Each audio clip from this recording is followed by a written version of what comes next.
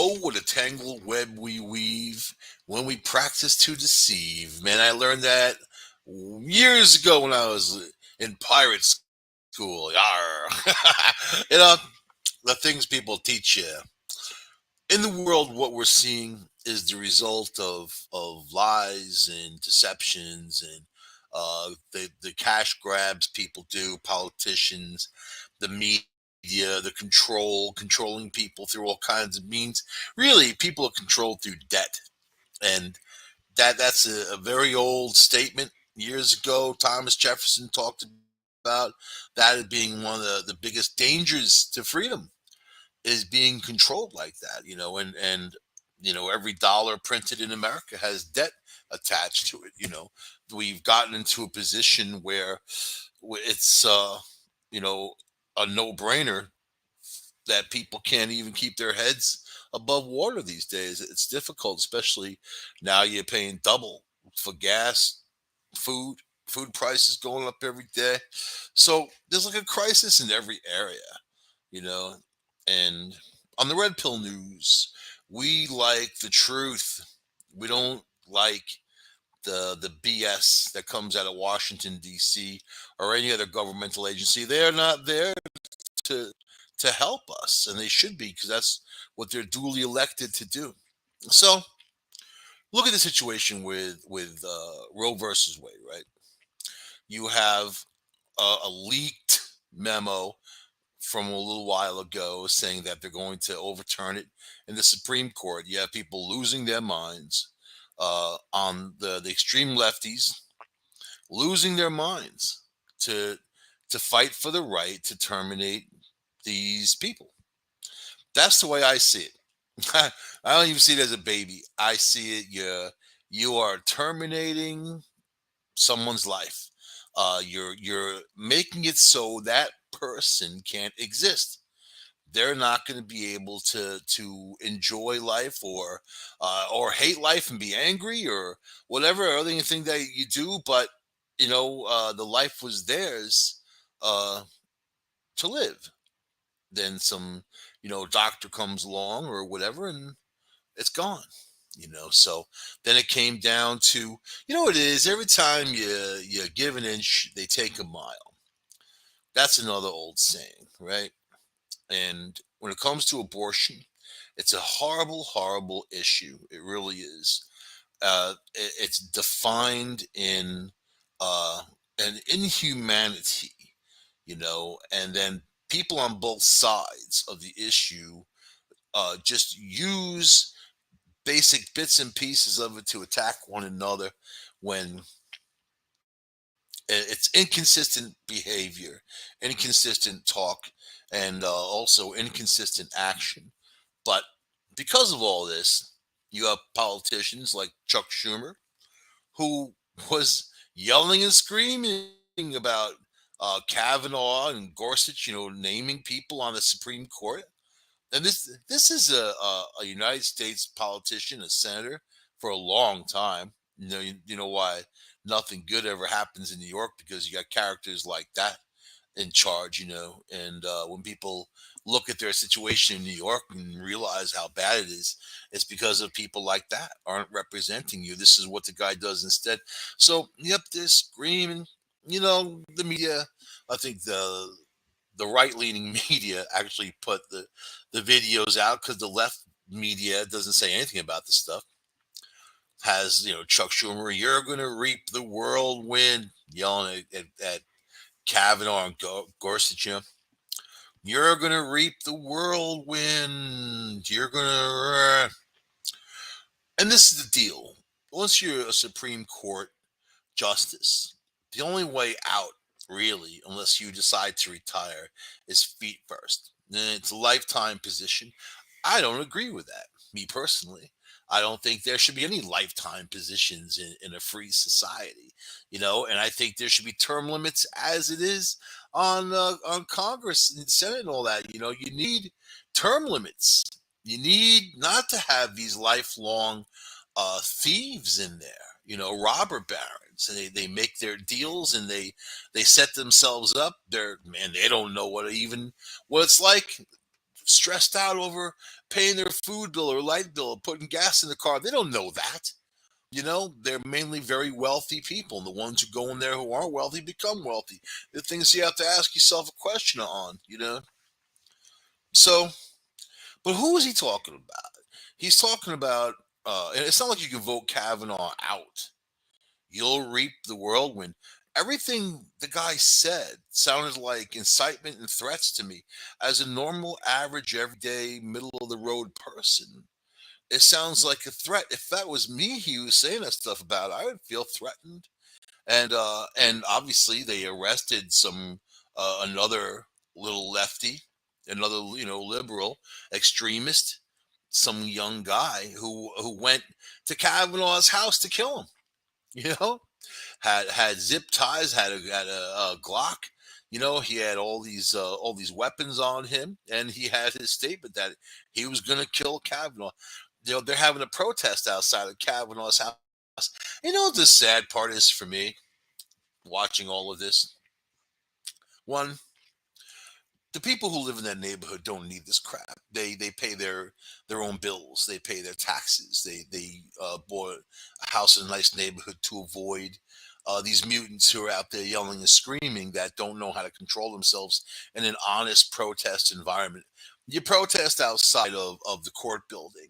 You can protest outside of the White House, but you don't go to the guy's house and draw that kind of threat level to him and his family. It's not right. It's absolutely wrong. These people don't know right from wrong, unfortunately, and they're being spoon-fed crap from their handlers, their masters, which is people like Chuck Schumer. So there's a thing called inciting a riot, and it's very interesting that tonight they're having their big hearing start on the June 6th insurrection, Washington D.C. Capitol building, of all the Trumpy people that were there that basically walked in and messed some stuff up and hung out in people's offices. They were trying to get to the people in Congress. I don't know what they were thinking. I know I watched Trump incite those people to go get them. And Mike Pence had to go into hiding for months because people were threatening his life. You know, when you're in power, especially a position where people put belief in you and what you say and do, you can't incite riots. You can't tell people to go hurt people. You can't even lean in that direction. You have to be in the direction of peace, keeping the peace. Sure, it's your right to protest. Go and protest. There's a time and a place for it. Mainly, a lot of times you need a permit to protest.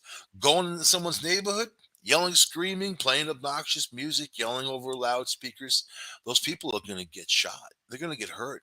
There's going to be these people who live in that neighborhood that have nothing to do with this, who are going to feel threatened, and they're gonna like be looking out their windows watching these wackos, and who knows what they're capable of. We've seen these things before explode into violence like that.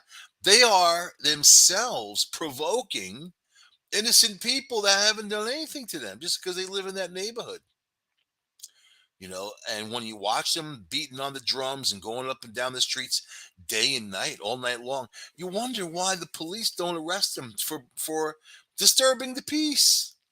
A very simple law, disturbing the peace, but yet it is illegal against a federal law for these people to protest outside of Chief Justice's homes, but they're not enforcing the laws. So this is what you need to be careful of. We live in a world of selective law enforcement, right? You are not protected. You are not defended.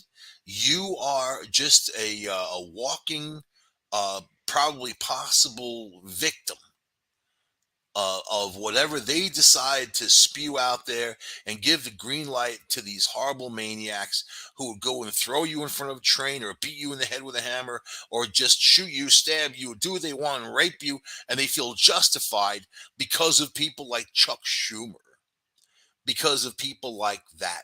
These mutants feel justified. So you're in danger. I grew up my whole life in danger. I was raised on Long Island, man. Even though it's that town is now the top three zip code in the world for being expensive. That doesn't mean that I didn't have a hard life, and we didn't have money like that. Even worse, when you live in a rich town, you're poor, you know. And but I mean, working class people, we all hung out together, and it was like that. On the other side of the tracks, you had North Rockville Center. People had a little bit more to do, right? But you watch your back, is what I'm saying. You're riding the Long Island Railroad, coming out of the city, 3 o'clock in the morning. You watch your back. You go into the city to hang out any time of day. You watch your back. Brooklyn, Queens, you watch your back. You make sure that you don't become a victim. A lot of people carry weapons down there, and that's the thing too. In the city, the ones who are committing crimes, the handgun crimes with illegal handguns, you can make all the gun laws you want. They're still going to be able to obtain those guns. They're out there, they're available, they're cheap. There's no waiting period. They can get them and shoot you and throw it into the sewer. So there's problems there too of getting the illegal guns off the streets, but they want to focus on the legal gun owners. So if you're just a normal citizen and let's say you live in New York City, right? You want to protect yourself with a handgun. Most states will say, yeah, you can get a handgun permit. You might have to jump through a couple of fire hoops. Some states, you just need a driver's license, you know? And I mean, there's full time carry, and as long as it's exposed, open carry, things like that, they have that. If you want to conceal, they have a permit for that, but it's not difficult to get it. In New York, it's so difficult to get a handgun permit. You're not likely you're going to get it unless you're rich. Hey man, if you got money, you can get anything, right? You can hire anybody you want to go to bat for you, and then get that permit pretty quick. If you're a normal old citizen, back in the day, it would take 6 months to get a handgun license, a carry license. But if you want to protect yourself and you want that 44 bulldog under your shirt, you know that you feel like you got your little hand cannon, and let me tell you, when you're on the streets by yourself or even with a loved one or something, and you run into people who don't give a crap about your life, the only thing they're thinking about is what they can take from you, and the police aren't right there. Oh man, you can call the police. Sometimes they'll show up 45 minutes or an hour because they're responding to all the other crime going on, right? So it's just you and it's them, right? And God, if you pray, that's it. And you're 44 bulldog, right? So yeah, they could have a gun too, and whatever. But at least you're equaling the playing field, and if you have something like that, they are not likely to victimize you, especially if they don't have something like that. You let them go on their merry way, right? But it's a interesting thing where they want to disarm the general public. You can't even have a stun gun in New York City. You can't even carry mace or pepper spray. So if you're a normal citizen, you are not allowed to protect yourself in New York unless you jump through a series of fire hoops. And if you want to get a handgun license in New York City, that's even more difficult than getting one if you live in another place or another county. You know? It's one handgun license for the whole state, aside from New York City and its five boroughs. But it's interesting that these criminals buy them on the street for $50 or cheaper, and they have them and they're loaded and they're ready to use them. And they're not part of the NRA, folks. Whenever you hear all that talk about the NRA, I am not a member of the NRA. I was a member of the NRA. There's no reason for me to be a member of the NRA, so I don't do it. You know, but I do know that it's about gun safety, and the gun clubs I was part of, they had NRA events, and it was about gun safety. It wasn't about, hey, look at this, I'm going to go shoot this, I'm going to shoot the can, or whatever, shoot the top off my beer. Oh, no. But in the city or anywhere, when it comes to these people and they're what they're doing, shooting these mass shootings, they're not NRA members. But they go after the NRA. The left does, because they want gun control. They want to take guns away from people. Now the Supreme Court might flip the rule so people in New York can carry a handgun and not have to go through the stiff permit process, because it is getting in the way. Most other states, like I said, have very simple rules if you want to own a handgun. you know. And we in our gun clubs won't even let you join unless you know how to use the thing. You don't want someone shooting and not knowing how to use their firearm. So I don't know. They want to disarm everybody. 10 years ago today in Venezuela, they made it illegal to have guns and own a firearm, a private firearm. And look what happened there, right? Now we're trying to beg them for oil. This administration, the Saudis don't want to talk to Biden because Biden's doing all this for Iran and enabling Iran. Saudi and Iran are desperate enemies, and that's how we treat people. That's how we treat the Saudis. And Iran is a country. These people start their prayers saying "Death to America," "Death to Americans." They're not our friends. They're not going to be our friends. And we have enough friends. We don't need them, do we? So, but this is the world we live in. I feel like you're in danger. I feel like we're all in danger. You have to really watch yourself. And man, you never know when someone's going to go off. I got a sixth sense of it because I've been around it for so long. There's not one time I went into New York City that I didn't run into somebody who was completely crazy and dangerous. And it doesn't take much to set them off. Not at all. In fact, you have to be like a walking psychologist when you run into some people. And if you guys go in the city, you know exactly what I'm talking about. You're sitting there nodding your head, yes, because it is like a journey of danger you have to navigate through. And these people, you know what? They eat their young. They don't care, man. They don't care. Oh, you love life. You're a kind, nice, sweet person. You do things for people around you. Great. Not them. They'll take your life and laugh about it and brag about it. Oh, what? But then the extreme left, I've been seeing excuses come out for all these shooters, not the ones that shoot black people, but the ones who shoot, because the left has their division on who's evil and who's not evil. So if you agree with their political ideology and you commit these crimes, they give you a pass. How long do you think in this society that's going to last? How long do you think that people are going to get to the point they're not going to be able to handle it anymore? I mean, we're already watching the crazies being pushed over the edge. They're already going out there. Yeah, yeah, yeah. They all have mental problems. Is why they're doing what they're doing. Is they're not acting, functioning normally. They're not defending themselves. They're being pushed into something by the rhetoric that's out there. And there's a lot of rhetoric, a very violent, political, nasty rhetoric, and on both sides, but really from the left. I have never seen anything like this before. And, even when Bill Clinton was president, it was nothing like this. He'd be looked at as a conservative these days compared to these lefties. They want to move people into the whole green energy thing. Great. Look what's going on out there. They don't realize that people can't afford that. And it's not a reliable source using this crisis to pump up the prices. So yeah, oil companies making record profits. Interestingly enough, if they're making record profits, so are the governments because they charge so much for tax. New York State suspended their state tax on gas until the 31st of December. Right. Aside from that, I don't know who's doing what. I haven't seen. I see the prices going up, up, up, and I know people can't afford it. People are driving less, but if you have to go to work and drive 20 miles each way, there's no way of making that less. Unless you look for mass transit, but that's fine. Everybody's got to try to figure out their own thing. It's sad because we don't have the representation. It doesn't exist. And now you have Supreme Court justices, people threatening to kill them, going there with a gun. The guy actually called the police and said, "I'm going to kill Kavanaugh," and this, that, and the other thing. And then he said he was feeling suicidal. This dude is a ticking time bomb. His parents had to have known that.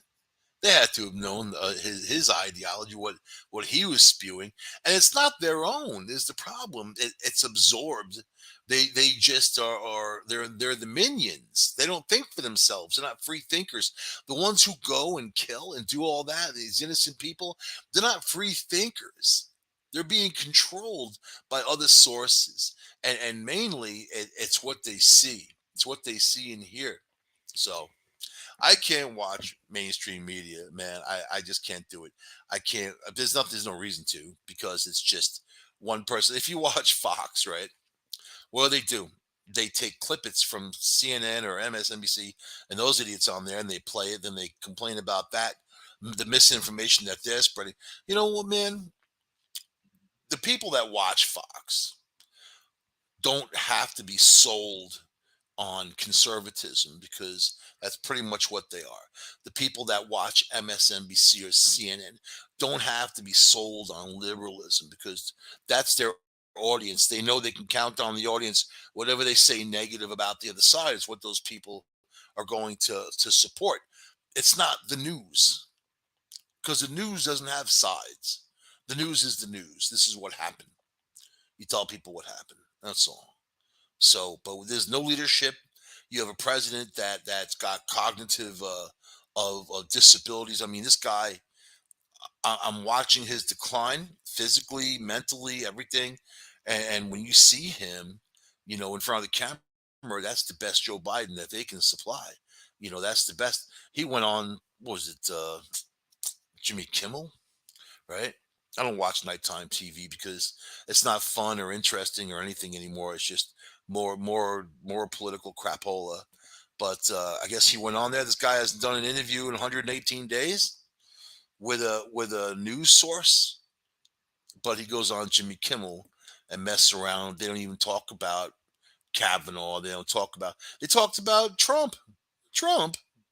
The hell does he have to do with anything, man? Jimmy Kimmel saying that Biden has such a tough job. It's a job he wanted, the job he was elected to do. If you believe in all that, but yet we knew that we knew what was going to happen. We just didn't want to be right because now we're in the middle of this, right?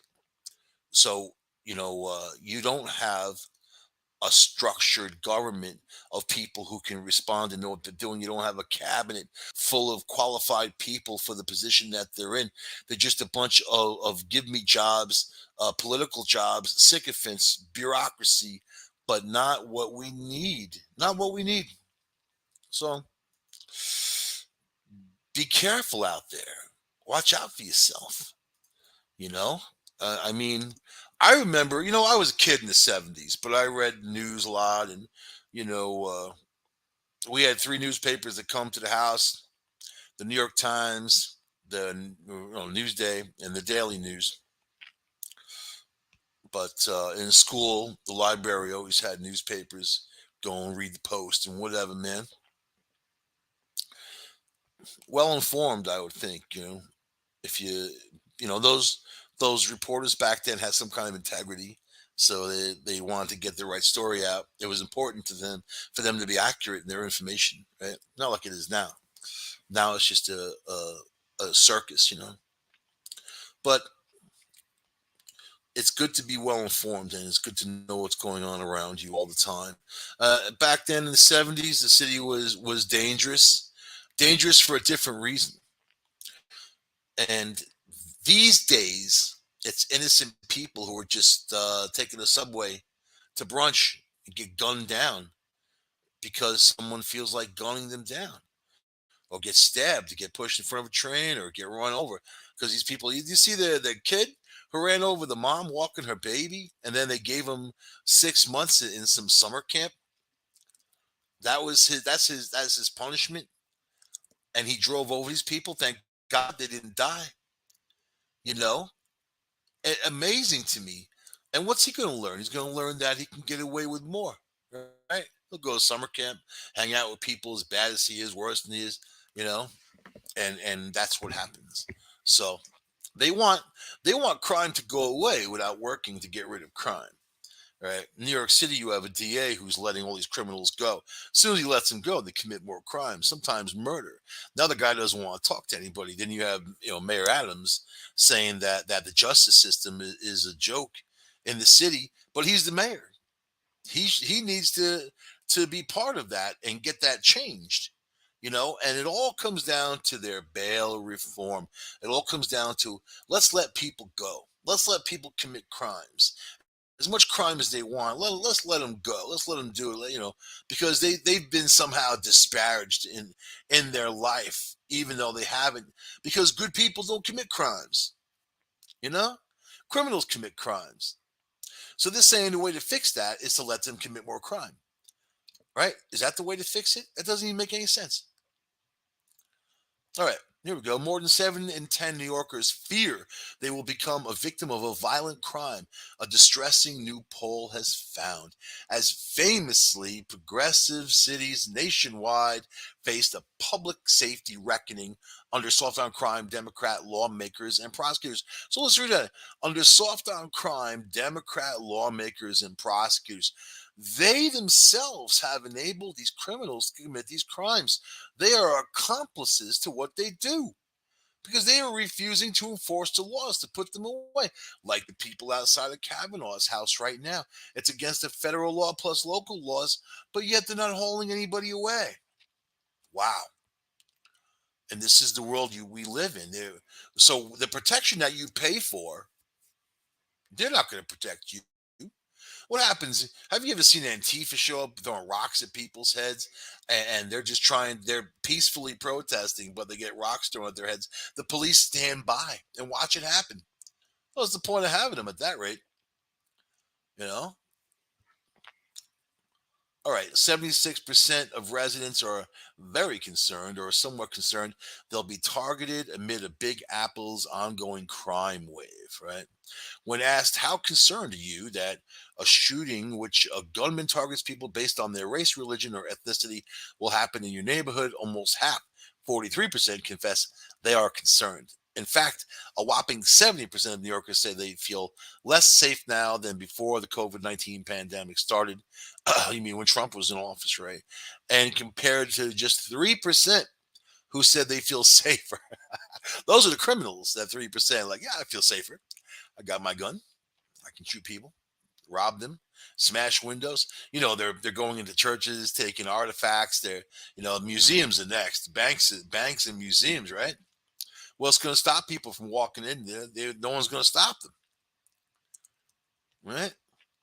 The sobering results come as the latest NYPD data from last week showed gun violence has dropped by nearly a third in May compared to the same time, but shootings were still nearly double pre-pandemic levels. And then there's the stabbings, then there's the pushing in front of trains, and there's the driving over people and doing all these other things, right? Strangling people. The crazy stuff is happening. One guy cut another guy's throat with a box cutter. He was shopping. He was shopping, the dude. An older guy with his little basket. This dude comes up behind him, picks a box cutter up off the shelf in the store, and cuts the guy's jugular vein and just kept walking. This is what's out there. This is why you got to know what the hell's around you all the time. Other major crimes continued to increase last month, according to NYPD data. One of the 1,000 New Yorkers polled, of the 1,000 New Yorkers polled, 45% said Mayor Adams was doing a poor job of fighting crime across the city, despite the ex-cops promise to bring violence under control. Yeah, that ain't happening. That was January. Here we are in June, and things are getting worse. His poor rating is even higher among Hispanics, 55%, and Asians, 49%. Yeah, people don't feel safe with that dude at the helm. Even Adams himself blasted crime in Big Apple on Monday, lashing out at the prosecutors, lenient prosecutors, judges for cutting loose suspect shooters to unleash more gunfire. I mean, they let people go who shot police officers. Let them go. They let people go who shot other people. And it's for what? Who are they helping? The mayor fumed that soft on crime policies were turning the city's criminal justice system into a laughing stock of our entire country. Yeah, yeah. And he's the head clown. Not to offend any clowns out there. The courts have to prosecute. Judges have to make sure they stay in. In the wake of a spate of subway crimes, including a string of shoves and April's mass shooting on the Manhattan-bound N train, 85% of New Yorkers support having more cops in the subways, and 63% were in favor of installing metal detectors. So now they want more cops. 85% support having more cops. Oh, what happened to defund the police and less cops? Oh, yeah, you're going to solve crime by getting rid of the police. Of course. Of course. It makes perfect sense to an idiot moron. Perfect sense to somebody with no brain, with a pigeon brain. Nah, I don't want to insult pigeons, man. They've got even pigeons know get the hell out of the way. This is who gets elected. Oh yeah, fight the power and less police. No, man. Who are you defending anyway? When the police show up, there's usually a crime being committed. You know that, right?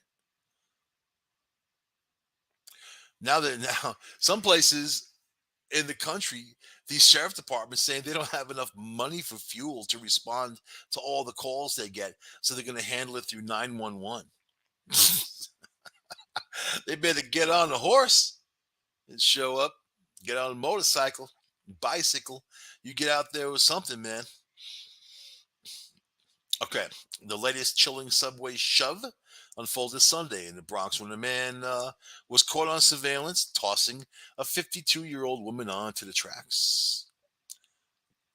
Flatbush resident Danielle Hangy now carries bandages and gauze with her in the wake of the subway shooting. She should carry a gun, you know?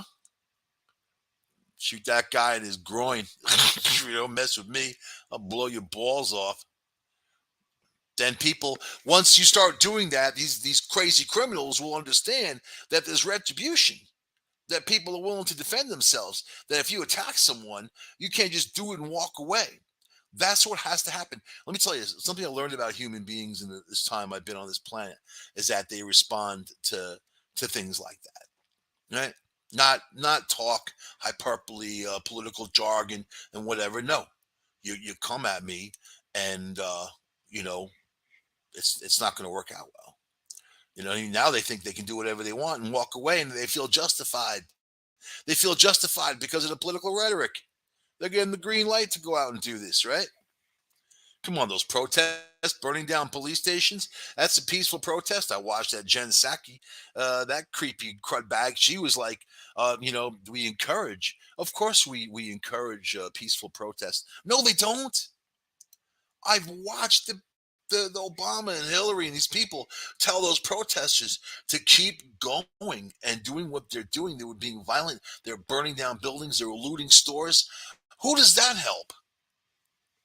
It helped. It helped the politicians push their angle to the people that they're trying to basically schmooze and get the vote right.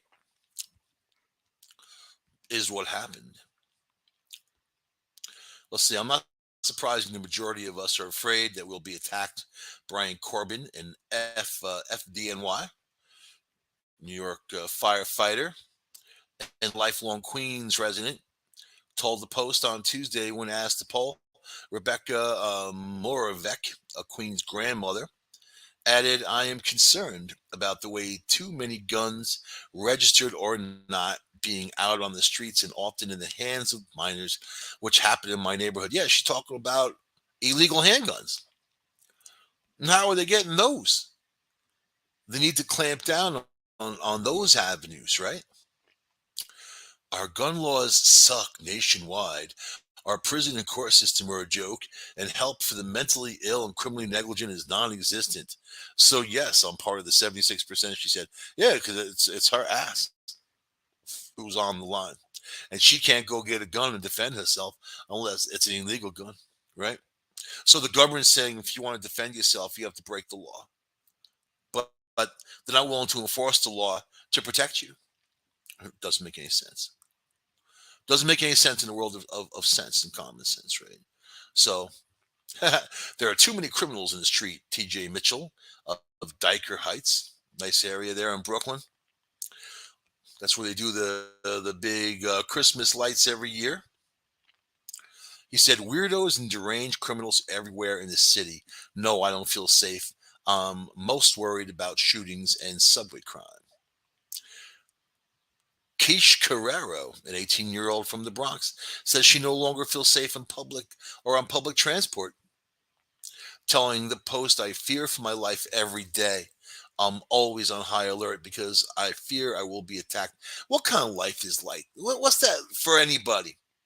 But she's 18. She's basically young, a kid. What's like for kids to grow through that, kids to live through that, and the politicians actually are going to scream about birth control, and chief justices are going to face the whirlwind, and this is going on in Chuck Schumer's own city, and people don't feel safe.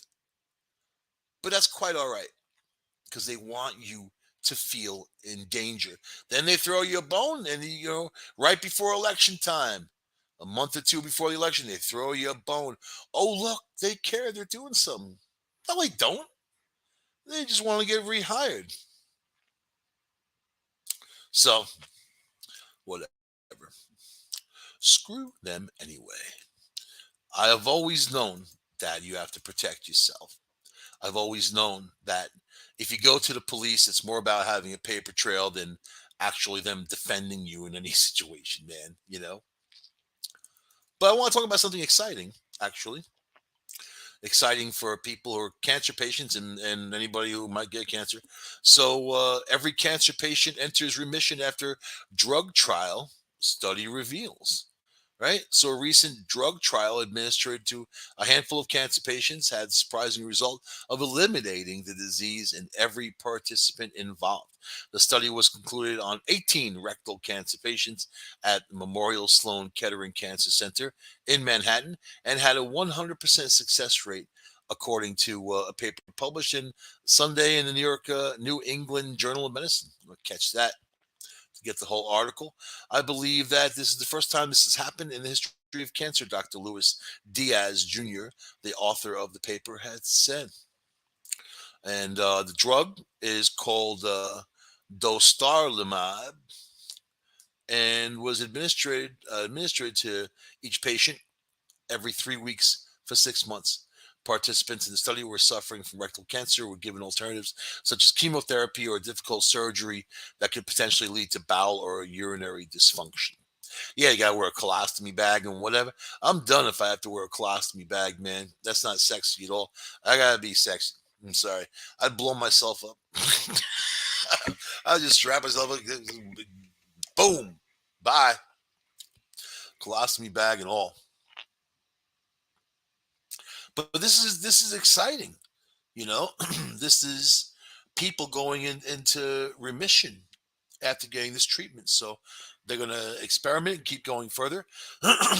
Cancer institutes, people who make the money off this, aren't going to love this information, but hopefully this goes in the proper direction, and they can actually help people to get out of the way of cancer and be cancer free and not go through the pain they themselves or their families or any of that. So exciting, man. I have to applaud that. So I know I'm trying not to talk about the Will Smith slap anymore because it's ancient history. Even though when I see him now, I can't help but think about what a douche the guy is. I never felt like that before. Never. I kind of felt that he was a bit arrogant, but I heard through certain channels that he's a nice guy and whatever. But he's struggling. He's struggling mentally, isn't he? He's obviously in a very controlling, demanding relationship where he's not being satisfied. So he's in the struggle. It wasn't Chris Rock he was slapping, even though he is the one that got slapped. Right? It was it was actually the dynamic between he and his sometimes wife. You know? All right. So they keep going up to Chris Rock and saying, Chris Rock, how do you feel about this? How do you feel about that? Whatever. And I'm sure that at this point, he's just going on with his own thing. So let's see. And this reporter got to him, said Chris Rock is not concerned with Jada's plea to reconcile with Will after he slapped him. Because now she's on her show saying, I hope they can reconcile, get together, and whatever. I don't think they were together to begin with. Right? They're two totally different people on two totally different spectrums. Chris Rock is real. Will Smith is fake. There's a difference between the two. I know Chris Rock is an actor and all that, but he's real, and he's got real passion, real thoughts. Will Smith is a robot, you know what I mean? And he's a blue pill robot at that. Well, let's say let's say he's the world of simp, right? Okay. Chris Rock isn't responding to Jada Pinkett Smith's pleas to reconcile with Will Smith on her Facebook show, Red Table Talk. According to an insider who spoke to Entertainment Tonight on June 6th, 2022, the SNL comedian does not want to deal with the Smiths amid his comedy tour. He's not concerned with the Smiths at the moment. The source said he's touring and he's preparing for a comedy special. Yeah, he's working. He's working, right? The source also emphasized that Rock does not keep up with any Hollywood news and that he's focusing on himself. The source is, so that's the thing, though, that Jada, she wants the world to focus on her. And it's not about, I hope they can reconcile. She knows that she's going to mention Will Smith, her husband, or Chris Rock. It's going to get some attention. So she's milking the cow to anorexia, right? Because she's a no talent hack. And the Red Table Talk is her only gig. And the only reason anybody would even pay attention to it because she has Will Smith going there to talk about their marital issues like he's some idiot, airing their dirty laundry in public on her show so she can get ratings. It's actually sick minded. It's a sick minded narcissistic attitude, right? So let me get back to that. Let's see. So of course, because of Chris Rock insulted Jada's bald head. All he said was G.I. Jane. I'm looking for that movie. And then Will Smith went up there, slapped him one. Let's see. So on June 1st, 2022, Jada Pinkett opened up about her thoughts about the infamous Oscar slap. She expressed her thoughts about her bald disease in the cold open of the Red Table Talk. Says they actually have a cold open. I'm sure wherever she is, it's pretty cold. I don't know, man. She seems like a pretty cold type of person. Considering what I've been through with my own health and what happened at the Oscars, thousands have reached out to me with their stories. Yeah, thousands. And I'm using this moment to give our alopecia family an opportunity to talk about what it's like to have this condition and inform people about what alopecia really is. Then she, by the way, she hawks these drugs for these drug manufacturers about the alopecia or whatever. And it has never been determined that she has it. When I look at her head, I don't see any missing hair. I just see the hair growing in. But whatever, man. I'm not there, so I don't I'm not gonna comment on so I'm not there. I'm just saying from my simple, honest observation. Then she directly referred to her husband and Rock, using them urging them to reconcile. Now about Oscar night, my deepest hope is that these two intelligent, capable men have an opportunity to heal, talk this out, and reconcile. The state of the world today, we need them both. Yeah, you need Will Smith and Chris Rock. They're a necessity in this world right now. I mean, everybody, you know what? That's the problem with our society. Is that everybody wants to think that they're more important than somebody else or they need you and whatever. You just need to survive every day. That's goddamn simple. Chris Rock needs to work and survive every day. Will Smith needs to get his own life and get away from that psychopath.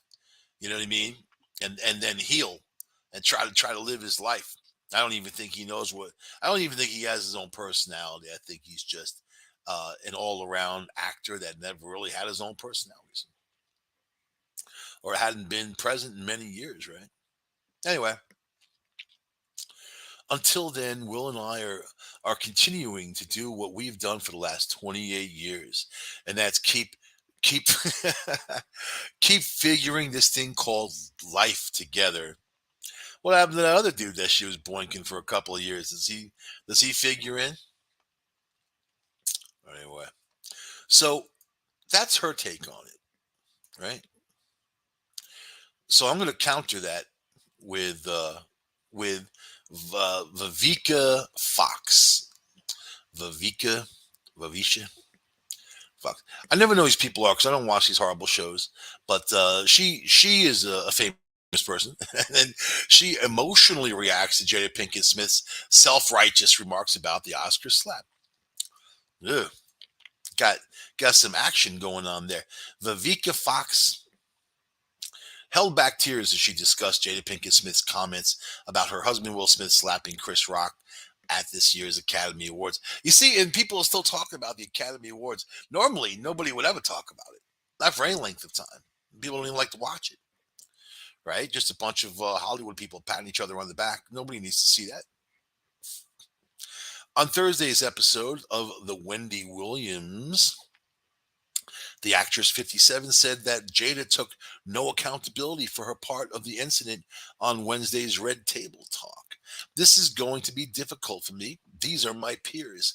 I've done a movie with both of them. Set it off with Jada and Independence Day with Will Smith, which absolutely changed my life. Is that chick? Is that the dancer that he was with, Will Smith? I don't know. Independence Day? I don't know, that's a long time ago. All right, so when I saw this video last night, it made me cry. I'll be very honest with you guys, she emotionally shared. I really felt to be a partner to Will Smith, whose career basically took a crumble that night, she added. We were all rooting for Will Smith that night, Oscar night. We wanted him to win. Will Smith that night, as far as I was concerned, was going to be crowned this generation's Sidney Poitier, which is a huge honor. He is nothing like Sidney Poitier. Nothing, nothing, not even anywhere, nothing. Sidney Poitier is a class act, was a class act, always and forever, man, and would never have acted like Will Smith or act like him, goofy like him or nothing. Nope. Anyway, love Sidney Poitier. Fox then opened up about why she felt Jada 50 had a role in the incident, which occurred after Rock's joked. But you know what? All right, let me finish reading this before I say something. Will Smith was defending her honor, and that's the reason he walked on stage and slapped because he felt like his wife had been offended. So for me, to see no accountability as a partner, she explained. Also, let's not forget Chris Rock was assaulted. We cannot forget basically telling a joke that I really felt wasn't that bad. She continued, let's not forget the show was executive produced by Will Packer, an African American man. This night was a night for African American and diversity for brown people and black people. Now that will forever be scarred. Fox hoped Will and Jada would take more responsibility for their actions. But you see, this is the deal. This is Will Smith. I'm going to give you his psychological breakdown because I was in a controlling relationship, you know that? And I was the one controlling the person. So I kind of know. No, I was in a controlling relationship with the same type of person. And he, this was his moment. It wasn't all black people winning the Oscar. It was Will Smith. This was his moment. He had to destroy that moment for himself under the self-hating stuff he's been subjected to because he is not allowed to feel like an individual. He is not allowed to feel like a free person. He is owned by this woman. So he psychologically had to do something to destroy and scar that moment forever. He wasn't slapping Chris Rock. You know, Chris Rock got the brunt of it. Not even a heavy enough slap to knock him down, let's say, man. But he was slapping his psychosis. He was destroying something that I mean, this was his first Oscar ever, and he got his last. He destroyed that moment, and he has these deep problems, you know. So that's my psychological breakdown, and I'll send Will Smith my bill for for that therapy session right there. No problem. And everybody's talking about the new movie out, Top Gun, Maverick, right? And wondering why all the women that were in the original movie weren't in this movie. So Kelly McGillis, of course, goes and jumps in, and they're saying, "Why isn't Kelly McGillis appropriate for the movie?" And she said, "I'm old and fat, and I look age appropriate."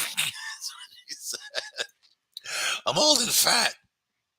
The post why why Kelly McGillis isn't in Top Gun. Let's see, Tom Cruise and Val Kilmer return. Val Kilmer, they had to do some. He can't even talk anymore. He's messed up, and they had to do some kind of CG action, you know, to make him talk. So Tom Cruise, of course, still looks pretty good. Keeps himself together, man. All that Scientology, you know. He returned for the movie. So Kelly McGillis obviously didn't get the role, and she's kind of a little pissy about it. Well, you want some older woman. I mean, nobody wants to see that with Tom Cruise. Nobody wants to see that. No matter how people say how much people say they want to see that, they don't want to see it. No matter how PC people think they are, that's something they don't want to see, and that's why she didn't. So this is Hollywood, you know. This is the same business, Hollywood business, that pushes the images on people of what you're supposed to be, look like, who you're supposed to be with, and whatever. Programming, right? Program people's brains. So let's see.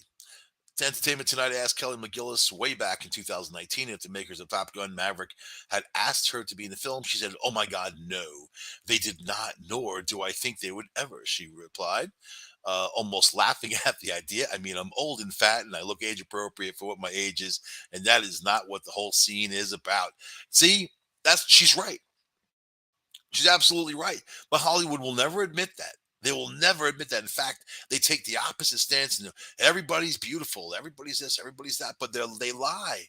They lie because they know what they're going to put in their crap movie, so people go and watch the movie, right? Let's see. At least she said I'd much rather feel absolutely secure in my skin as to who what my age is, and opposed to placing a value on all that other stuff. See, now on that Sex in the City remake, when you have that woman out there saying, you know how perfect I have to be, you know how perfect I have to look, and they get, the paparazzi get one shot at you, not looking good, and that's the one that they use, and how dare they, and whatever. Let me tell you, lady, you're in your mid 50s. It is what it is. It is what it is. Mid 50s, you can be healthy, you can look good, you can exercise, you can be athletic, but you're not going to be youthful. Youthfulness is wasted on the youth, right? Oh, you got big lips now and Botox and whatever. You know what that means? Nada. Nothing. It means that you're reaching for something that ain't there. So whatever. I'm gonna leave you guys with that thought. And I'll see you guys next week on the Red Pill News. You think about all this stuff, man. Look over your shoulder. Be careful. Be mindful who you're around, and don't suspect that people are going to do the right thing by you. You don't want to be a victim. You want to go home to your family. You want to go home every day to your family, right? So you guys be careful out there. I'll see you next week on the Red Pill News United Public Radio Network, UPRNTalkradio.com. Ah.